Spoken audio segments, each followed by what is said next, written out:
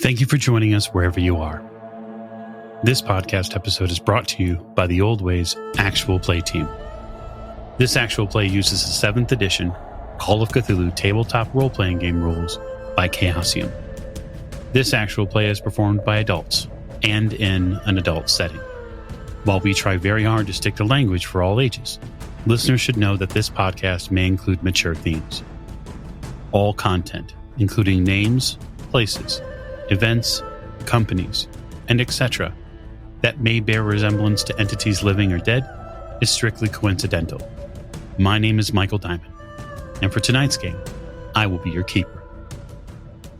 Thank you for joining us again on another episode of the Old Ways podcast. I'm your keeper, Keeper Michael, and we return to Masks of Nyarlathotep in our Traveling to the Orient series.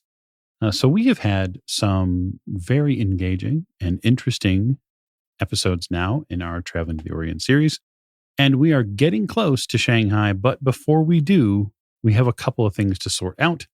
And so, tonight, as we like to do at the top of every show, we like to direct our thank yous to our listeners and our supporters. If you would like to join our supporters, you can at patreon.com/theoldwayspodcast, where you can assist or malign your investigators that you're hearing, and check out some of all of our other optional merch and goodies. Now, though, we'd like to get to introductions, and we'll be in the missing Mavoshe formation. So why don't you lead us off, investigator to my right? This is Morgan. I'll be playing Lillian Lane, and I'm still on a boat. You are, in fact, still on a boat. Still on a boat. Till I throw you off of it at the end of the table. This is Jake. I'll be playing Jack Doyle, and I am really looking forward to exploring the mysteries of the Orient. Yeah, you say that now. I'll keep that in mind. To Jack's right. This is James. I'll be playing Dr. Sigmund Tartenberg. And, well, I mean, I've never been there, but I've heard Shanghai is a very open and wonderful place. Yeah, I've heard that too. We'll certainly find that out. And last, but most certainly not least. This is Alex playing Sam Biron, whose newfound sense of wholeness will provide ample opportunity to reimagine the kind of life we can lead in China. Indeed. So I'll do a little place setting here just so that we're all up to speed on where we're at. We have maybe a week left in our journey before Shanghai. And you have passed through the Indian Ocean, and you are currently passing into that area near, we'll say the South China Sea. We're getting fairly close to that, Jakarta, etc. We've already passed India, etc. And we're weaving our way through. We're still in pretty deep waters. And the Ormuz has done a fairly pleasant job of making sure that the trip itself has been everything you could possibly imagine from a staff end. So anything that you've asked for within reason has been afforded to you. You've had the opportunity to get new clothes. You've had the opportunity to rest, to learn. And this last week really for you is supposed to be the final wind down. And so we're going to open the curtain today at the breakfast table. As we like to do on the Ormuz, we are on the upper deck of the ship, enjoying our first class breakfast. And they are starting you off with a wondrous series of options for breakfast, including a Parisian drink, they say, one that the doctor has had before, and that would be mimosas. Oh, wunderbar. Morning. Guten Morgen, Jack. What do we got here? Please. Slides a glass of a wine flute of orange juice towards you and one towards Lillian. Please have one. It is a wonderful and healthy breakfast drink. As you as well, Sam. Yeah. Thank you, Doctor. Why does it smell like booze? It must be the breed of oranges. Jack barely stifling a grin. In one gulp. Quite the lady. Very good. Wonder if we can get another. I slide her mine. Thanks. I don't do it in one shot this time. I take a sip. You take a sip. It's pretty pleasant. You taste it this time at the very least. Please join me. There's a wonderful repast for breakfast here. So we'll say the feature of the breakfast as far as the proteins go, eggs, clearly, the staple of most breakfasts on a ship such as this. And then also you have ham, and there is bacon, along with a variety of potatoes and then fruit, that sort of thing. Well, I'll eat my fill.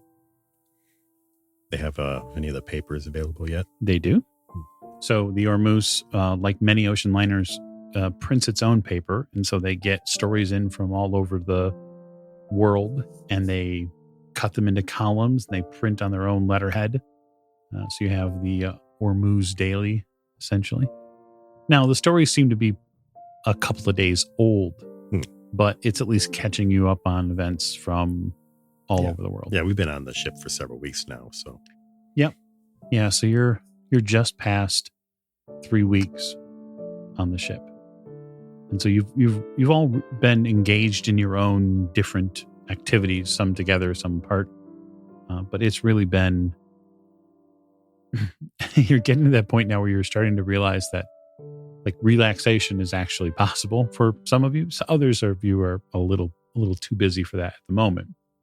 Provided the investigators are interested, the breakfast could get quite feature quite a lot of liquid refreshments. Oh, yeah. Doc references the waiter, gives him the another round.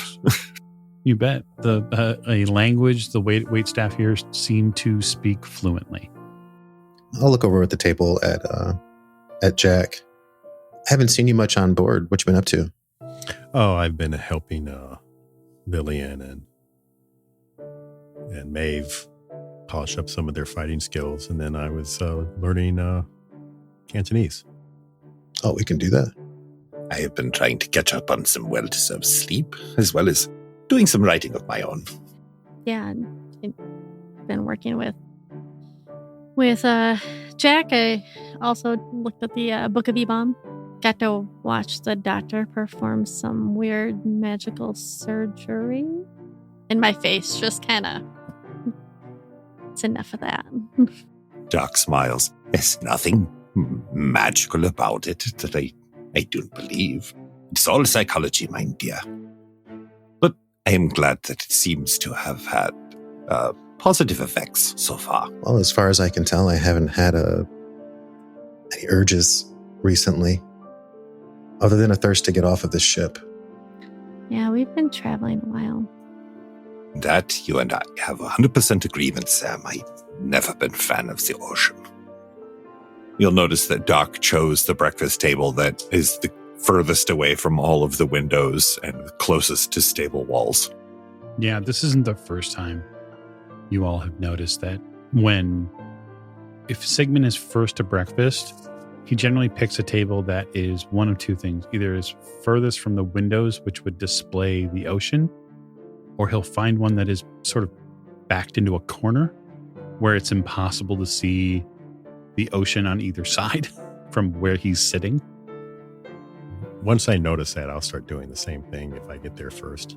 Yeah, Doc has never been a fan of the open ocean.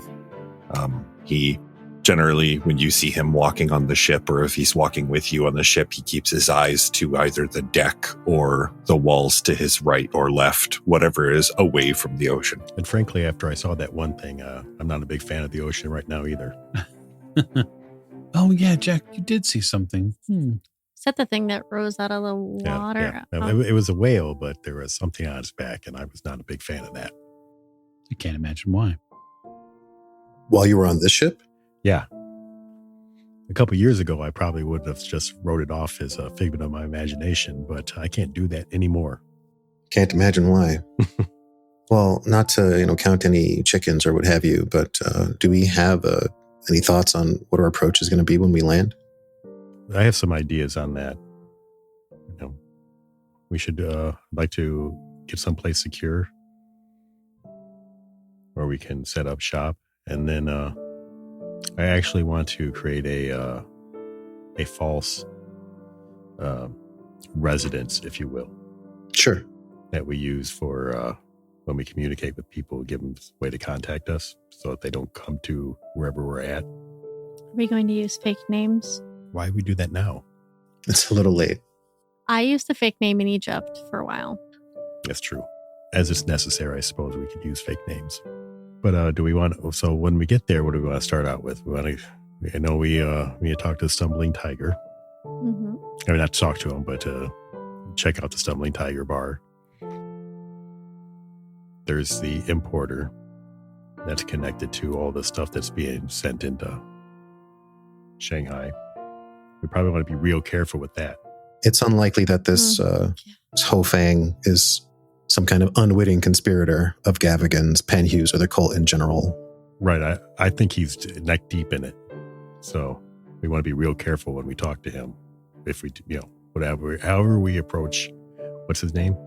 Ho Fang, as far as I know. Ho Fang. Or at least that's the name of the importing business. And we need to find Jack Brady, right? Yeah, we definitely need to find Jack Brady. We should ask about him at the Stumbling Tiger. Yes. A member of staff comes back with another round of drinks. Thank you. Thunderbar. He sets them out for you again. And then, Sam, you and Jack pick up another man standing behind the waiter in the same sort of white staff coat.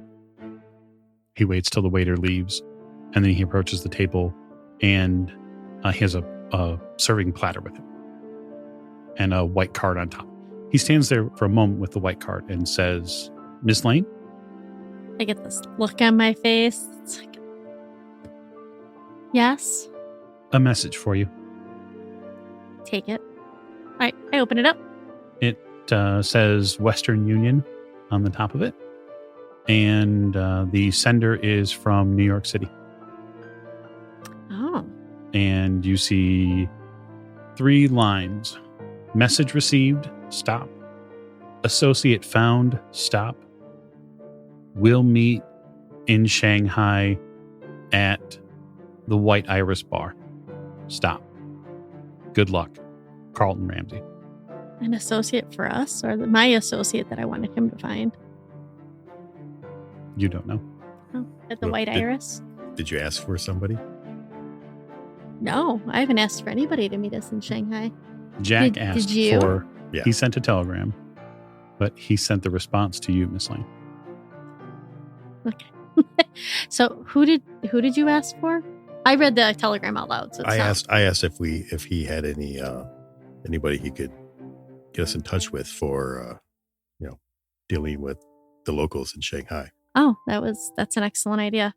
Well, he didn't put a name in here, so we'll have to meet them at the White Iris. Did he put a date and time? He didn't. So, Sam, since you've worked with Ramses before on other ventures, you would know that it would be standard operating procedure for Carlton to not put the name of anybody that you're going to meet in a telegram. What we can kind of assume is that they'll be checking in during business hours or in the evening. Then they'll likely be keeping an eye on the arrival ports to see when the ships are coming in. That's what I would do. Yeah, I didn't expect him to put a name, but a date and a time. I don't want somebody wasting their time, and we don't want to waste ours. So, Well, if this associate is meeting us, they probably know we're coming on the Ormuz, and so they'll probably keep an eye. And as soon as it comes in, they'll start spending time at the White Lotus. Iris. There's so many bars in Shanghai, though. You'd be careful about that. Yeah. Breakfast wraps up in probably another 10 or 15 minutes. It's solid enough of a meal to get you moving. The question is, how are you planning on spending this day, aboard the ship? We have a week, right? From what you understand, you have roughly a week. Yes. So there's no reason to get anything ready yet. No. Sam, are you wearing any of your new outfit? I would be wearing the ring collar shirt and the pants and suspenders. I wouldn't be wearing my jacket or my hat in breakfast. Okay. You may want to, if you would like, you could explain that to your fellow compatriots as your overall look has changed. Oh, definitely. Sam is much cleaner, much tidier. His clothes are pressed.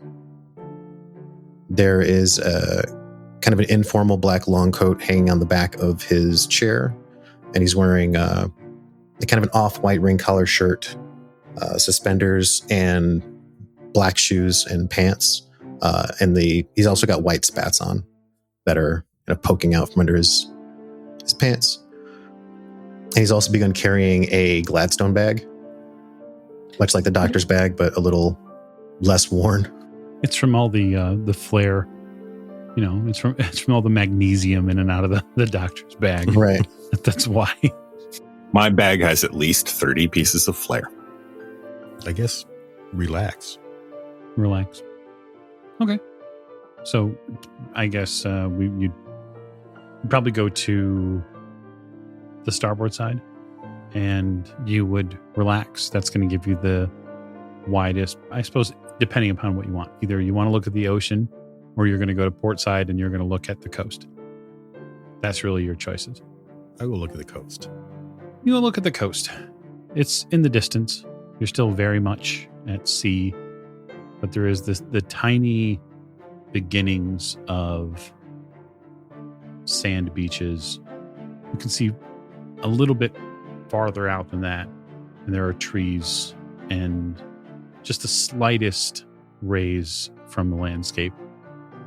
So you imagine that the ship is going to hug the coast for the most part as it makes its way all the way through the sea and then up north as it turns to head to Shanghai.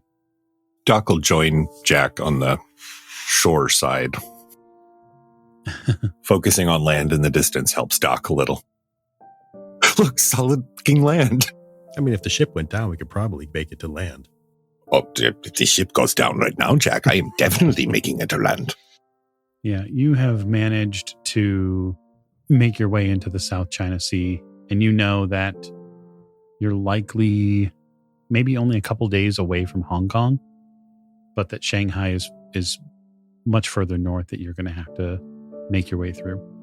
So, Jack, you're watching the coast with the doctor. Sam, how are you busying yourself with this day on the ship? So I turned to Lillian.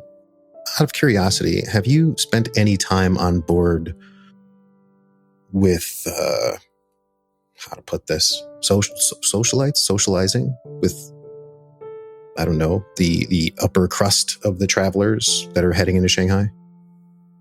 No. I was raised in that environment and with those type of people, so I can interact with them and converse with them. However, I prefer to not, unless I have to. Well, the reason I was asking is because if we have, let's say, people with business in Shanghai, we are looking into this importer-exporter. Maybe someone on board knows who they are or is aware of the business or might have some insight into how they operate. We can most certainly ask around. I'm sure there's a smoking room on board. This is the 1920s. Every room is a smoking room. Well, like there's cigar lounge or like a cigar lounge. How many people in here are trying to hit the T-zone? But yes, there is a smoking lounge aboard, which would be mostly spirits, right? So likely no beers or ales. It would be spirits, and it would be cigars and ties, that sort of thing. You got any ties, Lillian? You got pants. You have any ties? They don't let women in there? I'm not saying they do or they don't. You haven't investigated yet. Oh, okay. You could do that. I'm not gonna. I got pants on, obviously, because we're on a boat. Right. Sure. Yeah. That's the rule. Boat, pants. Pants. Is that the rule? I don't know if that's the rule. I've seen a lot of people not wearing pants. It's actually not. So we could go. Would you like to go to the smoking lounge and try to get some information on the Importer, exporter.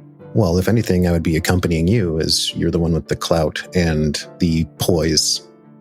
If anything, I would do my best to not detract from your appearance, but I can put on a good show. So what would you be? Would you be my bodyguard? Butler? My personal attaché? Sure, whatever those words tend to be. Certainly. That's my personal assistant. Yeah, we can do that. I would have to go change. This would not be appropriate attire for a smoking lounge and a person of my stature. Yeah, I'll push away from the table and grab my jacket. Okay. Should we meet? Would you like me to meet you at your room in a half an hour? It takes us ladies a little longer to get ready then. I can wait outside your room. It's fine. I'll lead the way back to my room. You make a few changes to your attire. Get out of your morning or your day clothes, as it would be, and you put on something a little bit more fashionable. Sam, you're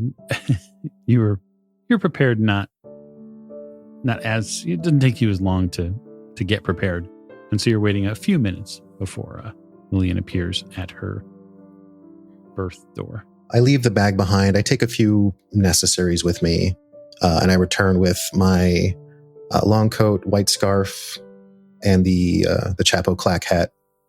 I would love for you to explain what those look like. A chapeau claque is it's a collapsible top hat, so it just looks like a top hat. And the long coat is pretty snug fitting, so it doesn't leave there's not a whole lot of billowing going on. Mm-hmm. Oh, but the billow's the best part. Billow. Yeah, but if I billow, I look suspicious. But I am wearing a tie. Very good. You head to a beautiful first-class smoking room. And yes, the Ormuz has two. It has standard class or second class, and then first class. So you head to a first-class smoking room. There is a beautiful skylight overhead. It has, probably 36 or so panes of individual glass that stretch over the top of the ship. There's a beautiful fireplace in the center. There are nicely carpeted floors, big, thick, plush seats in here. There are a couple of couches in the far end of the smoking room. There's that fireplace, and then right in front of the fireplace, there's a beautiful overstuffed horseshoe-style couch that you can relax in, and then there are a couple of 2 and 3 chair tables nearby. There are a few gentlemen in here who are enjoying what looks like a drink and some cigars, and that is what you enter to. There's light music playing. It's probably a place that the both of you would understand that after 5 or 6 o'clock, after dinner hours, this place probably gets much busier. It probably gets a little bit louder, but it's still first class. So there's going to be some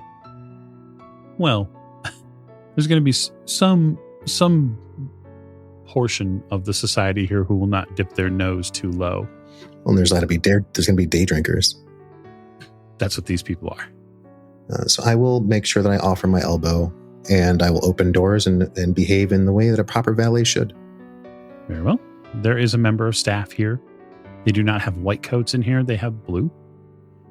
You imagine that is likely because of the smoke in the air and the rest of the stuff that goes on in here, that white would probably be a bad fit for this sort of a place. But they step over, and the staff member says, "Good day. Can I interest you in one of our fine selections of whiskeys or another spirit? There's also bourbons," and some gestures back towards the bar. And you see this wide mahogany bar, and behind it there's an unending cabinetry of crystal ware and brown liquors. Sure. Can I get a bourbon neat, please? Don't be shy. Of course not. The member of staff inclines their head just slightly and begins to step away. Wait. And then, Well, what about my associate? Of course, ma'am. And you, sir. I appreciate the generosity, madam, but I'm in no need at this point. Very good. There are also some fine cigar selections. He gestures across the room where there's another small table with a staff member at it and what looks like a small closet behind them. It's got glass that contains many of these cigar racks. That's a humidor. It's a large. My father has one. A humidor. Not that big. Well, we are a first-class ocean liner. He steps away. So how many people are in here? Just a couple? There's probably a handful, 5 or 6. Are they all older gentlemen? Absolutely all older gentlemen. Yep. The room probably could reasonably handle anywhere between 25 to 30 people. So that's your sort of population versus available space. So looking around the room, who do I... It's kind of based on my, I guess my cold read of these people. If I were to make them, mm-hmm. How many of these look like old money versus made money? Like how many of these people look like they've worked versus they've inherited? I'd probably say it's a 1 to 4, 1 to maybe 1 to 3. Most of the money in here is probably old money versus made money. I look for soft hands. I look for worn faces. I look for people that see the sun. Yeah, there's like 2 of them. Okay. Everybody else in here is pale, older, bearded and mustached, and very happy to be, enjoying the pleasant ocean cruise that they're on. I will casually gesture in the direction of the 2 that look to be of the working sort. And I will kind of whisper to Lillian, of the fellows in here, those 2 look like they put in an honest day. I can't speak for the rest. Okay. I will head over to the nearest one. Not sit too close, just kind of sit down and make it seem like I'm in their general vicinity, and relaxing.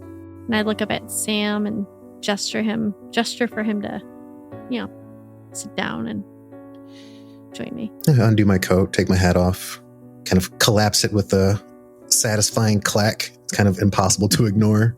Yep, absolutely.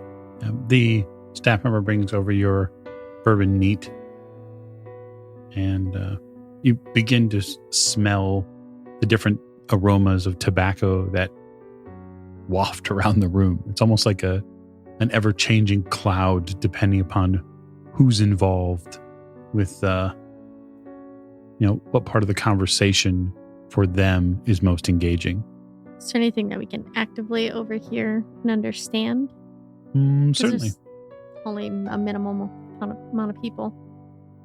Certainly. They seem to be talking about the value of work based on where they trade at and what the workers in different countries are willing to do to earn what they call an honest wage or a day's wage. There's a lot of references to, we go here to have this done because we get better output from, this class of, or these workers here do this better. And very quickly, it's divided up that a lot of the old money in here is very much interested in continuing their operations. And the only person that seems to be juxtaposing them in the conversations is a man they refer to as Mr. Jones. And Mr. Jones seems to have a different method of applying and trading goods. And he is, they seem to refer to his markets as a little bit lesser of import as they're using. He's not into textiles or into spices, right? He seems to be into something else, although the men in the room will not exactly put word to what he does, although they know, right? There's this careful, probably over the next 15 or 20 minutes, there is a careful verbal dance that goes on about what Mr. Jones does and who he is. Do they mention where that he's out of Shanghai? No, they never mention where he's out of. He has what you would call a light English accent. So some of his tones remind you of people you met in England, but he is definitely not English. There are certain vowel sounds he does not make. But it's almost as if he came from somewhere else, but then was trained or taught English somewhere else.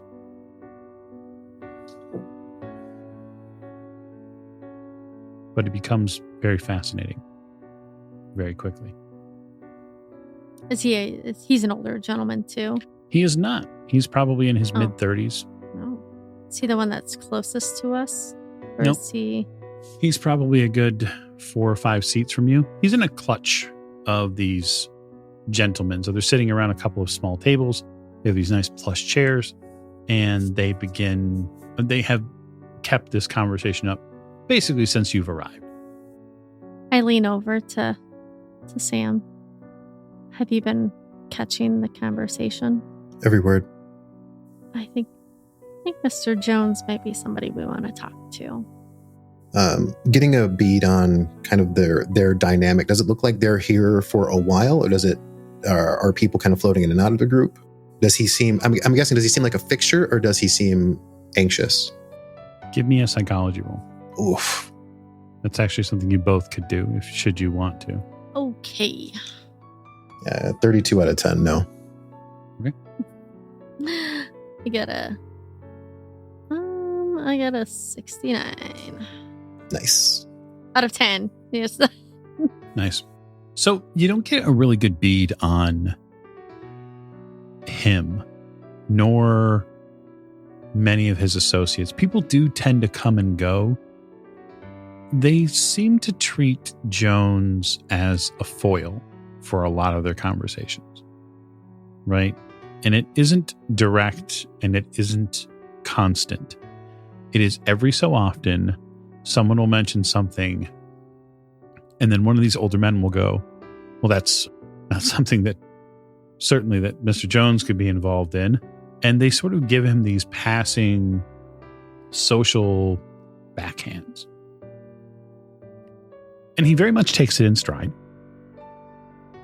It's almost as if he enjoys it. I have an idea, Miss Lane. If you would be so inclined as to appear inviting, I don't think that it would be outside of the bounds of etiquette for you to send your valet over to ask for an audience. If you want to talk to him, would you like me to fetch him for you? Sure. Usually I would just walk up and talk to somebody, but seeing as you are my valet, that would be appropriate. I'd love to. I stand up, straighten my shirt, and button one button of my jacket back up, and stalk across the room. I will be with you in just a moment. Sure. Jack and Dr. Tottenbach, as the hour or so passes by, and you enjoy the coast on this section of your journey, you sit there, portside, watching as the sunny day begins to get a little cloudy. It's nice at first. The sun was pretty hot. And you get a little cover. You haven't seen Maeve yet today. And usually when you talk about a sunny day, she is the first person you see on the deck. She's not on the deck, though. The clouds get a little thicker over the next 20 or 30 minutes. And it's something that at first you don't notice until you do. And then the first, errant raindrop hits you. Looks like we're going to get a little bit of weather. Probably should go in. It's not a terrible idea. You head in? Hopefully it's not a bad storm. So when you head in, you head back in towards the ship, into its internal sections, but that also affords you another look. When you go amidship, you can see the windows for the starboard side. And when you look out, Jack, because obviously the doctor is not going to pay any attention to that. He does not want to look at extra. Nope. When you look out on that other side of the ship, Jack, what you see are a series of rolling black clouds. Oh, that's not good. And it has been a very long time since you've seen clouds that dark. And they are as far as the eye can see. They fill the entire vantage point you have. What's not good, Jack? Don't say that. That's not yeah, what don't I worry want about to it. hear. It's fine. Oh, that makes it all better because you're bad at this, Jack. Let's just say it's going to get a little rocky. Are you going to investigate a little, Jack? Yeah. I have to go on the starboard side, actually. I'll be in my bunk. You head out towards the starboard side, which is already being pelted with rain. And this storm reminds you of something that might have rolled in. This reminds you of like a big Midwestern storm. Mm-hmm. Big rolling clouds, dark as far as the eye can see, and out over the ocean, something you've probably not experienced at this vantage point.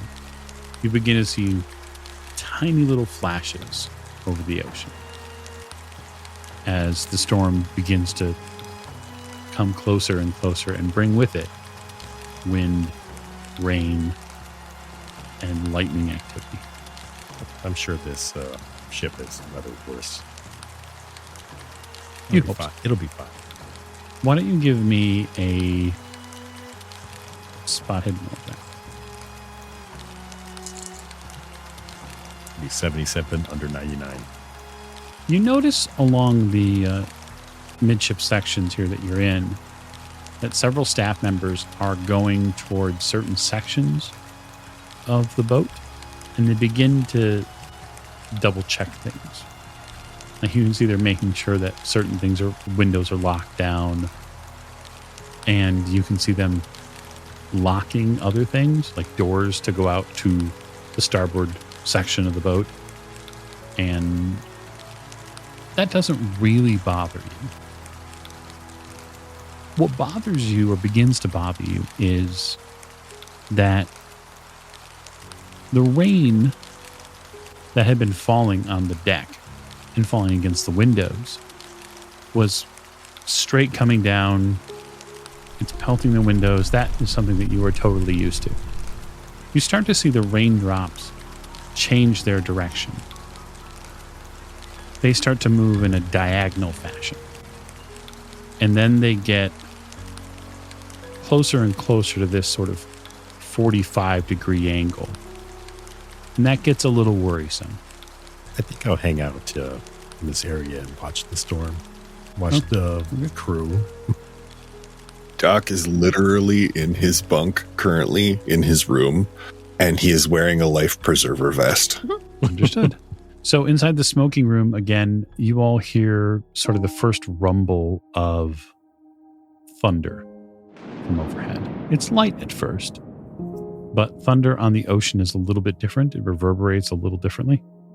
It's at this point that thunder is accenting your steps, Sam, over towards the group of gentlemen here who turn and glance up at you as you get closer. I will stroll up to the table, keeping my hands pretty squarely behind my back, chest up, chin up, shoulders back. Mr. Jones, I presume? You see the younger of the four men look up. Please pardon the interruption, but it would greatly please my employer if you would join her at her table for a bit of conversation. If you would be so kind as to accompany me to her table. I will gesture with a white glove. Oh, well. He very carefully sets the empty brandy glass down and deposits just a slight bit of personal pride at the feet of all of the rest of the gentlemen that are here. Before he stands up, he puts his hat on and gestures to them. Gentlemen, it's been a pleasure, but I'm certain this conversation will continue without me. And he steps away. I lead the way. Please right this way. Thank you. He follows along, seemingly happy to step in behind you. He's continuing to smoke his cigar. I will lead him to the table, and I will stop there. Mr. Jones, I present Miss Lillian Lane. He gives you a courtesy bow, fairly generous, and extends his hand. I reach out and hand him mine. Okay. He very carefully takes a gauge of you, like socially, just a little bit, and then brings your hand to his mouth and kisses one of your knuckles. Very socially acceptable. And then releases your hand. Thank you. I quite appreciate the invitation. You look like you could use an escape from the gentleman over there. I will pull out the chair that I was sitting at. For you pull out the chair for him? Mm-hmm. Please. Okay. Yeah, he sits down. Thank you, sir. Yes, I don't often get invitations to stuffed shirt conventions such as those over there, so I do my best to play the part when necessary. You seem to handle them well. The old guard can be finicky sometimes. They can be. Some of them, Kenneth, Edwin, the two on the end there, they're the worst. The absolute worst. What does he look like? So Mr. Jones is, I'd say he's roughly 6 feet tall. He's slender, but not what we would call sickly. He has, he's clean shaven, and he has brown hair, reasonably cut. He has a bit of a tan face, like he likely spends time outside working, or he's at least active. He's not one of these powdered wigs that you might find in society that your mother or father might try to match you up with. He has an air about him, whether it's confidence or whether it's skill. It's hard to tell right now. But he doesn't lack for good looks either. I wouldn't call him no ugly. Lillian would not call him no ugly. No. Listen, if you ugly, you ain't coming over. Nope. So where are you from? Where am I from? Originally? Yes. Originally, I'm from Los Angeles. Really? Mm-hmm. You have an English accent, a slight one, but I could also tell there was something else. Yeah, I have an English accent, bought and paid for. When it's necessary, you understand. I can hear the American in you, and I figured I could dump it.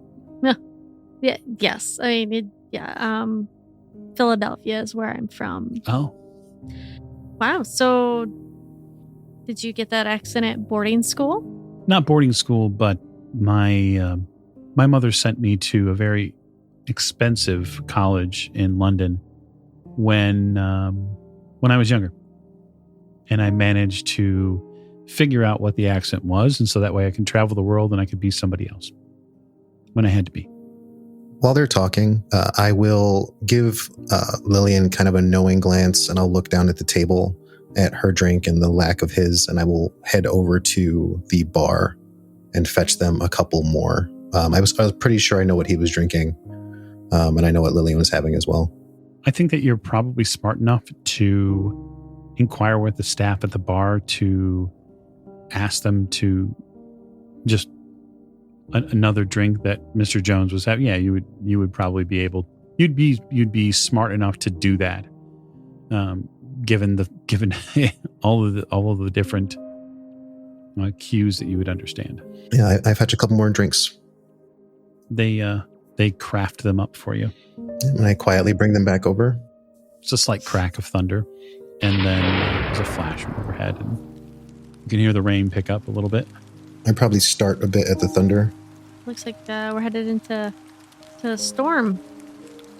It happens. I've made this travel a couple of times. I've never made it without there being some sort of storm along the way. It's life. So where do you reside now? Do you just wherever? Oh, between a couple of different places. I have some holdings in Shanghai where we're going. And I also have a few interests in the Mediterranean. I don't want to bore you. Oh, no. One of my family's specialties besides racehorses is art collection. Oh. And I heard you talking with the kind gentleman over there. And you talked about how you are an import exporter as well. What is your specialty? He chuckles just a second as Sam arrives with the drinks. Oh, wonderful. I am definitely parched. I set it down. I appreciate that. Of course, sir. As far as what I import and export, it isn't a first topic usually with people. And why is that? Because most people who come to ask me what I do for a living already know what I do. Well, color me intrigued. I am not most people. You are not. Clearly. Miss Philadelphia. Miss Lane. I assist with the import and mostly export of rare antiquities. Really? Mm-hmm. My valet and I and several of my friends are all we have taken an interest in antiquities. Yeah, I find them compelling. I mostly am compelled to work to change where they're at. Are you familiar with the term repatriating? I try not to snort. So is this you are reallocating these antiquities from their original source to other sources? Kind of like the reverse. Oh. I go and I make attempts to acquire art at auctions or art at sale, and I work with certain governments to recover what may have been lost. I mean, I've nearly been barred from England a few times for it. I can't imagine why. Yeah. That is a very admirable profession. It pays very well too, actually. Oh, from the governments? More or private investors? Private investors, if anything. So let's say I was headed to Egypt. And I was aware that there had been several pieces that were taken from Egypt to certain places in England for private auction or for private sales or their own personal museums. Not that that happens. That would never happen, of course. And I might be interested in acquiring those pieces and then taking those pieces back to museums in places like Cairo or Alexandria or such, and making sure that the curators there have a hold of those pieces again. Hypothetically, I think that is a wonderful thing that you do. It doesn't come without a little bit of risk, of course. And it's not the aim of my family. That's not what we do. I'm a little bit of a black sheep in that regard. Oh, I know how it feels to be that. Do you know much about the other import-exporters out of Shanghai? I mean, I know a few of them. Sure. Or do you know about the import-exporters that do the opposite of what you do? Do I know import-export companies that steal things? Yes. Yeah. Sure. If I give you the name of one, would you be able to give me the information? Like, would you be okay with giving me information about them? Well, that's something else entirely, I think. He takes a sip of his drink. I mean, that's sort of trade secrets. And what would a nice girl like you, Miss Lane, be doing in Shanghai, poking around import-export businesses out for, thievery is their main aim? Well, as you said, sir, she's not just anyone. You can feel him eye you without looking in your direction, Sam. Right? Not in an unpleasant way, but I'm also staying just barely out of his peripheral vision, so it's got to be really annoying for him. I mean, it's possible I might know who they are. You understand that Shanghai is a big place, and It is. there are tons of different import-export companies. I don't want to give him too much information because while he might seem like a wonderful, wonderful human being that could be like a future husband, listen. What is Jack chop liver There's now? all sorts of them. What kind of feeling do I get on like level of trust from him? Again, it's a psychology roll, unfortunately. It's not. Unless you wanted to engage him in some sort of physical way and attempt psychometry to sort of learn more about him, even though he's not an object. I mean, you You could, can do it on people, I believe. So, Yeah. yeah. but that would also mean you have to touch him, but for 1d10 minutes. Oh, I don't know that that's possible right now in the smoking room here. well, that and we don't know each other that well, and so that's there's a whole etiquette. Yeah, any sort of read you want to get on somebody is psychology. Okay, I will try psychology again. No promises. I got a 7, Out of 10. Okay, so that's a success. Make sure you tick that box. So the read you get on Mr. Jones is that he is likely a sort of fellow that would fit in well with your group's activities minus, the end of the world stuff, right? He's likely somebody who would be happy to rob from the rich and give to the poor. He seems like he's on the up and up. And he might be a person that is becoming very popular in the 20s era, which is the person who sits on a massive wealth that their family has, and he is out seeing the world and doing whatever the hell he wants, which becomes very chic in the 20s. It's very much like what you're doing, Miss Lane. You have no need for the day-to-day finances because it's all taken care of to an nth degree. And so you're doing whatever the fuck you want, which is sort of what he's doing. And so he likely is enjoying himself. Is he a good person? I think so. That said, you make the judgment call whether or not you want to trust him. I haven't caught your first name. Jeffrey? Jeffrey Jones. Well, technically Jeffrey Leland Jones, but I don't like to use the Leland part. It's not really in style. Leland. They sound like a grass farmer in Nebraska. He chuckles and finishes his drink. Do you know of a person in Shanghai that is an importer-exporter by the name of Ho Fang? He looks over at you. Yeah, I'm familiar with him.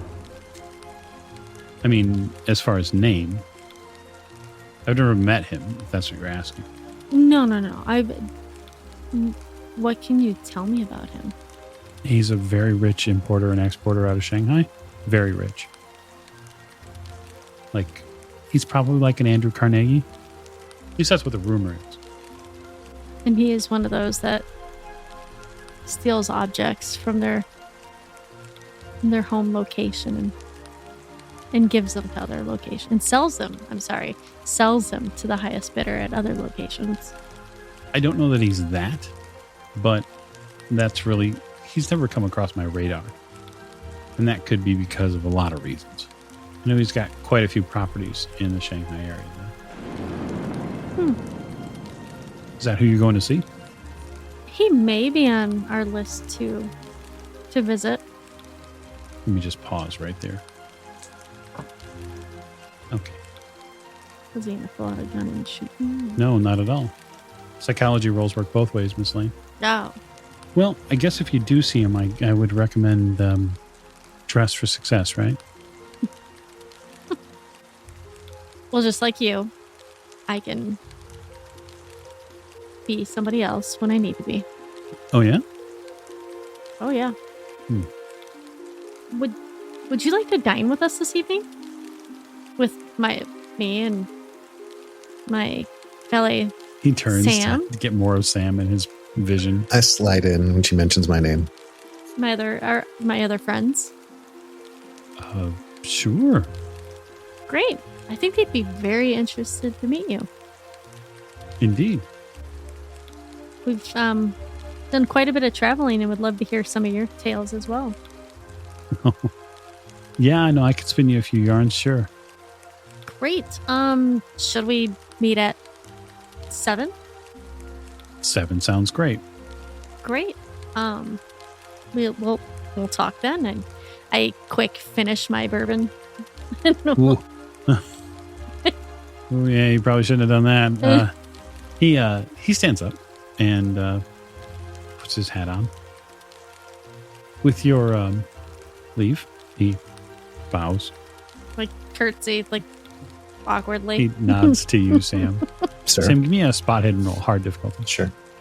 That's an extreme success, 10 under 85. What you hiding? Mr. Jones is not a man of simple means.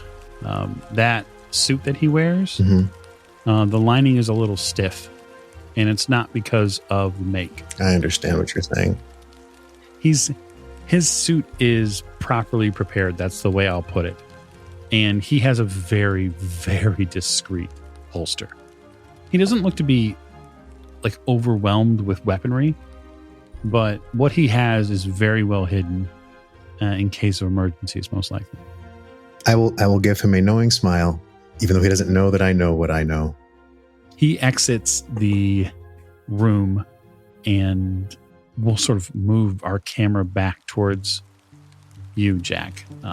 The past several minutes, this storm has been something unmistakable. There's something out there deep in the ocean that is brewing. You can watch the clouds move left to right. And you start seeing something you are desperate not to. And that's the spin, the cyclic spin of some of those clouds. And it's brief at first. Either here, maybe there, just a little bit. But that wind continues to pelt, and the storm kicks up, and the churn of the sea now is really getting to everybody on board. I'll go see if I can find Lillian and Sam. Okay. Doctor, I'd like you to make me a con roll. Oh, good. And the reason why is because the suit that you are in is getting a little dicey. All right, that looks like a 24 under 65, a hard success, actually. I'm managing to keep things relatively where they're at. You are reinforced by many generations of German blood, and it is fortifying you even now in this moment. You are finding a way to think about something other than the rocking back and forth. Perhaps you've found a way to put yourself into a slight mental trance. You know what? This seems like a perfect time, surrounded by negative stimuli, to try some of my trance state meditations that I've been working on.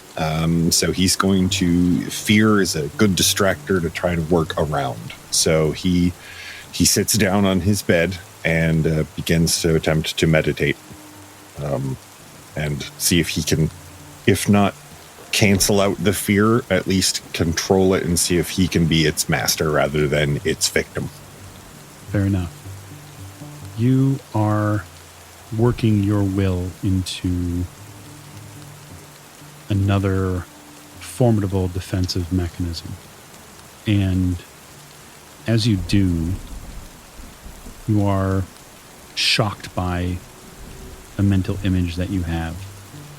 The churn of the boat goes away, and there is a deep and thunderous echo around you as, in your mind's eye, there is an island.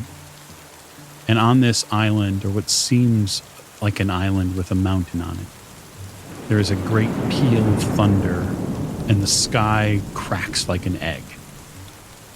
And a gout of flame reaches out from that mountain and thunders up to meet this crack. And it is in so many words terrifying. And in others, it is fantastic. Doc stands in awe and lets this just celestial level event happen around him. Can he feel the heat of this explosion, the force of it, or is he more of a astral form? No, you feel the waves. The first wave that passes over you, and then the rising heat around you. You watch the waves in the sea below you. The white caps turn red, almost as if veins of lava are opening up from your position where you're standing towards this mountain, which has now become aglow with this light. I would like you to make me a psychology roll, Doctor. I would like to do that very thing. Yes, please.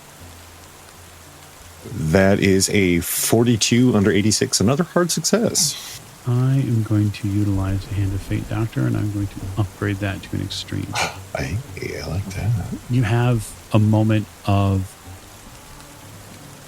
astral clarity, in the sense where you see the weave of things, and you see what you now believe is an outcome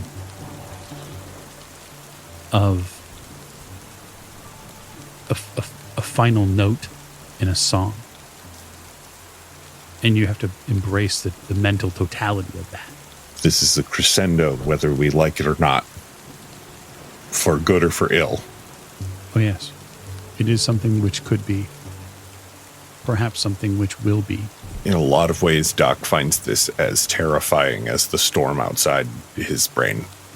But this, much like the storm, seems to be an inevitability, but this is new information, and a storm is a storm. He knows what's out there, so he's going to, as long as it's not stripping him, like the blasts and the heat aren't corroding him away or burning him, he's going to try to get not closer, but I guess higher above it, try to get a better view of what this tumultuous volcanic activity, if there's anything at the core of it, because he knows that a lot of these are heavily in symbols, and perhaps there's something more in it that his survival instinct would keep him from seeing. Understood. Jack, make me a spot hidden roll as you're walking up towards the midship to where the smoking lounge is, or walking around the ship, I should say, looking for Lillian. That's 11. That's pretty low. That's extreme, yeah. So you pick up on a couple of things as you're walking the ship. There are only so many midship sections. The Ormuz is not as big as the Aquitanius. There's only so many places they could be. And the waves outside the ship now are beginning to crest close to the top of the rail. And as you turn towards the next midship door, which is a smoking lounge, those doors open, and a man walks out of them. And things start to happen in slow motion for you. You can feel it. He walks past you, this man in a gray suit. You see inside the smoking room to your left, just for a moment, Sam and Lillian. And to your right, just tracking the storm, the flashes of lightning, you see it again. You see a whale, something, crest, breaks the surface, and you see those creatures again, like barnacles on a massive beast, as they flow through the ocean. Nobody's ever here. What But I see them. Nobody sees it but you, Jack. But you find Lillian and Sam. Sorry, I was distracted, but never mind. We should probably get to our berths. Yeah, the storm seems to be brewing. It's getting really bad, and if anything were to happen, I would rather we all be together. Yes, my guess is that the doctor is already pulled away in his room. Yes. We should probably join him. Yeah. It would make him feel probably more comfortable in his own quarters.